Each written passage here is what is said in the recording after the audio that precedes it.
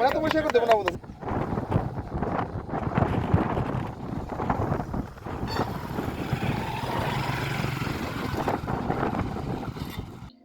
আলাইকুম এভরিওয়ান, চলে আসলাম আরও একটি নতুন ভিডিও নিয়ে। আজকের ভিডিওটি খুবই ইন্টারেস্টিং হতে চলেছে, কারণ আজকে আমরা ইফতার করব পদ্মার পাড়ে। হ্যাঁ ভিউয়ার্স, আজকে আমরা ইফতার করব পদ্মার পাড়ে। তো চলুন আর কথা না বেরিয়ে মূল বিষয়ে চলে আসা যাক।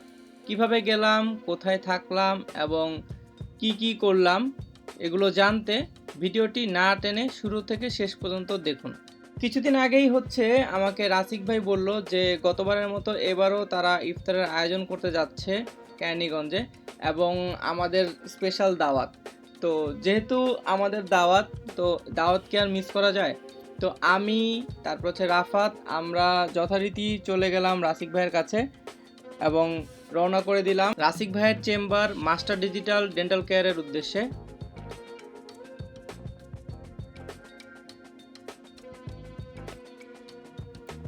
তো ভাইয়ার চেম্বারে আমরা কিছুক্ষণ বিশ্রাম নিয়ে তারপর আমরা রওনা করলাম কার্তিকপুর বাজারের উদ্দেশ্যে, যেখান থেকে আমরা বাকি যারা আছেন তাদের সাথে মিলিত হব এবং সবাই একসাথে রওনা করব মৈনট ঘাট বা মিনি কক্সবাজার, বা সেই কাঙ্ক্ষিত যে আমাদের গন্তব্য পদ্মার পাড়ে। ঢাকা থেকে যারা মিনি কক্সবাজার অথবা মৈনট ঘাট অর্থাৎ পদ্মার পাড়ে একটু আনন্দের সময় উপভোগ করতে যেতে চান, তারা কিন্তু চাইলে খুব সহজে যেতে পারেন, কারণ এখানে আপনি চাইলে বাসে অথবা মোহাম্মদপুর বাস স্ট্যান্ড থেকে সিএনজিতে, অথবা আপনারা কিন্তু চাইলে নিজস্ব পরিবহনে ঢাকা থেকে মাত্র প্রায় 52 কিলোমিটার দূরে গুগল ম্যাপ দেখেও আপনারা চলে যেতে পারেন। বলতে বলতে আমরা কিন্তু চলে এলাম কার্তিকপুর, এবং কার্তিকপুর বাজারে সবাই ইফতারগুলো কালেক্ট করছে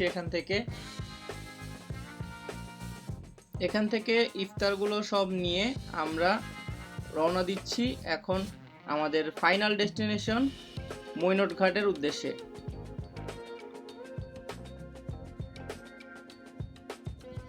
আসলে রোজা রেখে তারপরে আবার জার্নি করা, এটা একটু কষ্টের মনে হলেও ওই দিনকার ওয়েদারটা ছিল খুবই চমৎকার, এবং সেই সাথে মোটামুটি ভালো রাস্তা এবং গ্রামীণ পরিবেশ, সব কিছু মিলে খুবই ভালো লাগছিল। বলতে বলতে চলে আসলাম মৈনট ঘাটে। দেখতে পাচ্ছেন এখানে সারি সারি বাসগুলো দাঁড়িয়ে আছে, সিএনজি, অটোরিকশা সবই আছে। এই বাসগুলো মৈনট ঘাট এবং গুলিস্তান রুটে চলাচল করে।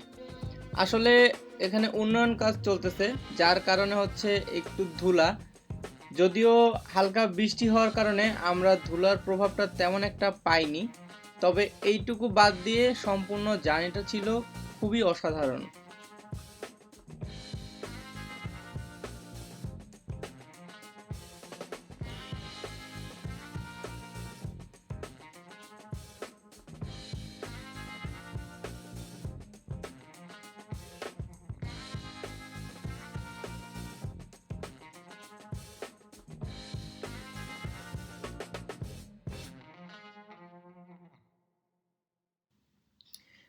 সবাই যে যার মতো বাইক পার্কিং করে চলে গেল যার যার দায়িত্ব পালনে।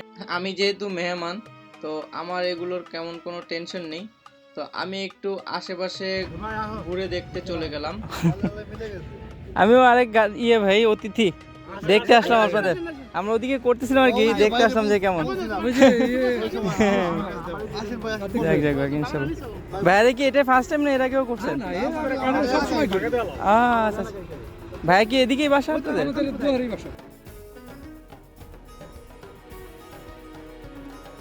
এখানে আসার পরে আমি জানতে পারলাম যে আসলে শুধু আমরা একা নই, অনেকেই এখানে আসেন পদ্মার পাড়ে ইফতার করতে, এবং আশেপাশের যারা আছেন তারা প্রায় নিয়মিতই এখানে ইফতার করে থাকেন।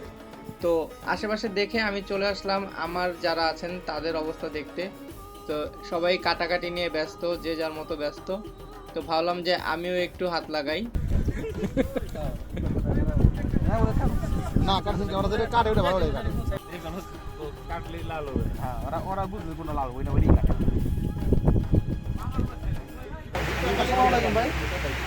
ওয়ালাইকুম আসসালাম ভাই, কেমন লাগতেছে ভাই? হঠাৎ বৃষ্টি চলে আসলো।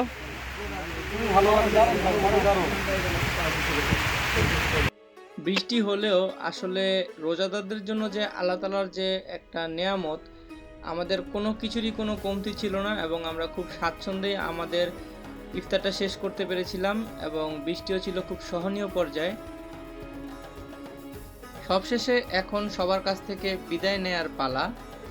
ধন্যবাদ আয়োজকদের এত সুন্দর একটা আয়োজন করার জন্য এবং আপনাদেরকেও ধন্যবাদ এত কষ্ট করে শুরু থেকে শেষ পর্যন্ত ভিডিওটা দেখার জন্য। আজকের মতো ভিডিও এখানেই সমাপ্তি। পরবর্তী ভিডিও আসার আগ পর্যন্ত সবাই ভালো থাকুন, সুস্থ থাকুন। আল্লাহ হাফেজ।